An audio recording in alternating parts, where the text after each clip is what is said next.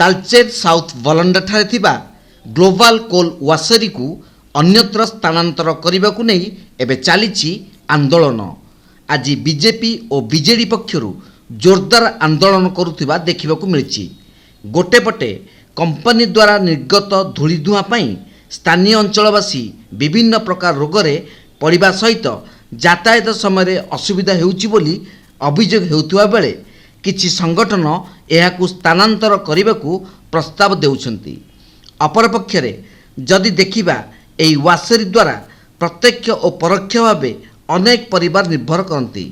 जदि एही वासरी को अन्यत्र स्थानांतर न करी उन्नत ज्ञान कौशल द्वारा धूली धुआं को रोका जाए तेबे स्थानीय अंचल लोक माने निजर जीवन जीविका न हराई पुणी परिवार प्रतिपोषण करि परिबे।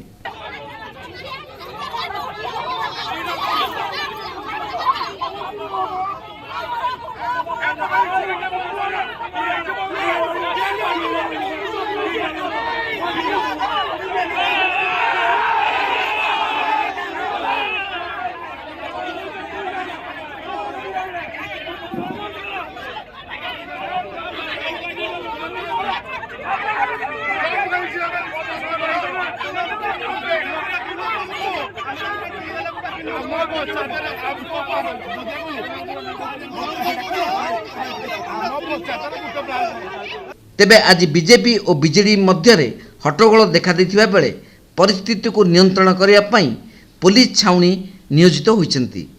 केबे यार समाधान हेबो एवं केबे अंचलवासी सुफल पाबे ताकू ही अपेक्षा।